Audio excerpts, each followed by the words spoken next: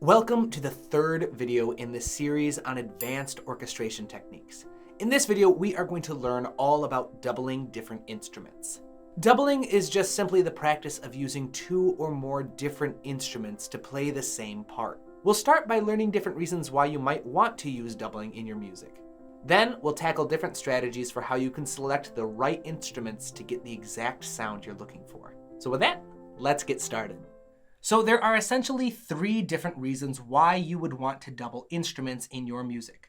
You either want to create a more interesting tone color, increase the power or prominence of a given part in your music, or some combination of the two.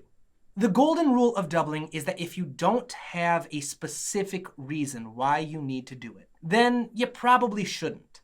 Needlessly doubling different layers of your music can quickly make your music sound oversaturated, unclear, and just out of balance. So when in doubt, just don't do it.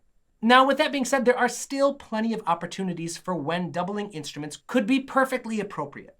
So let's start talking about the different types of doubling that you can use. The first is something called like doubling. Like doubling refers to pairing instruments that belong to the same section, or subsection. For example, doubling the violin with the viola would be a like doubling of two stringed instruments. Doubling the oboe with the bassoon would be a like doubling of two double-reeded instruments. Because each of these combinations uses instruments belonging to the same subsection, they already have very similar tone colors to each other.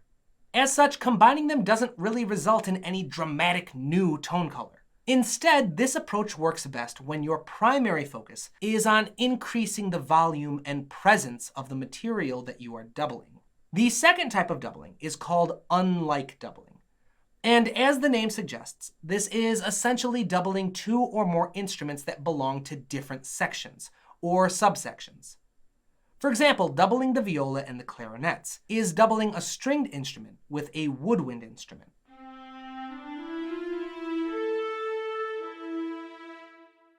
Doubling the cello and the French horn is doubling a stringed instrument with a brass instrument.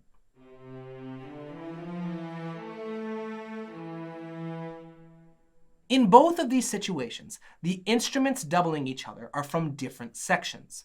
So they have very different tone colors from each other, which when combined results in a brand new tone color. Of course, this also results in an increase in volume and presence of the sound, but the most dramatic impact will typically be a shift in tone color. Beyond these two options, we find two additional subcategories of doubling: doubling in octaves and doubling in unison.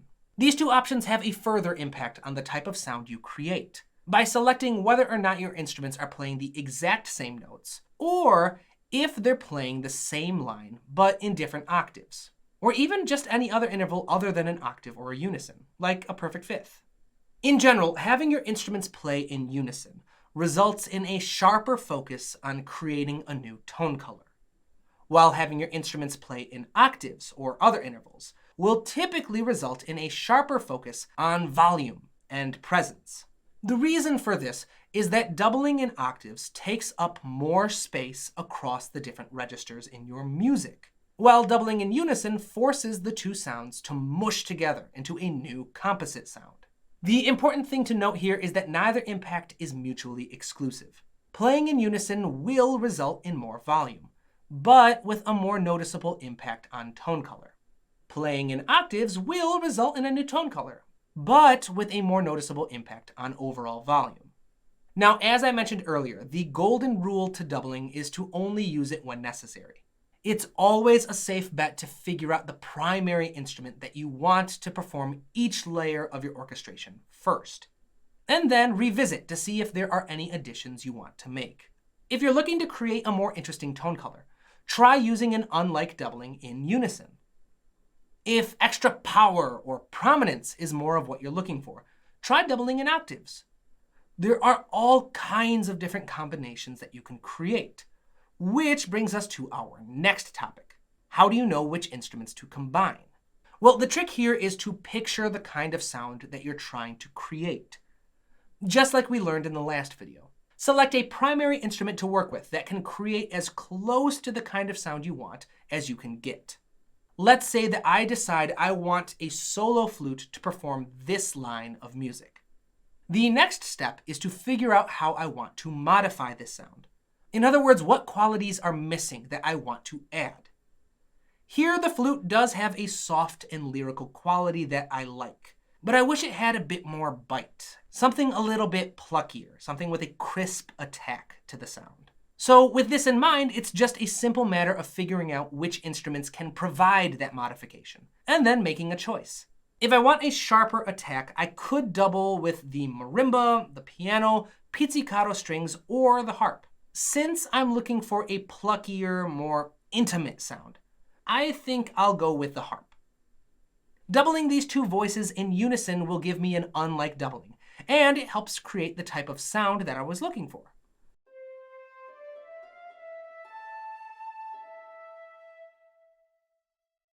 It's really just as simple as that. Taking the time to actually plan out the type of sound you're trying to create will go a long way towards helping you discover creative and interesting doubling choices. Just remember that you need to focus on the timbre of your instruments and not their ranges. A common mistake for young orchestrators is to select instruments based off how similar their ranges are, and not how their sounds are going to mix. Just because the flute and oboe share a lot of notes in common, doesn't mean that combining them will give you the sound that you're looking for. And with that, we have reached the end of another video. I hope you found it helpful. I want to take a quick moment to thank my wonderful patrons who make videos like this one possible. I also want to thank each and every one of you who show your support through the many kind emails, comments, and messages that I receive. It means more to me than you know. If you would like to show your support, there are links in the description below.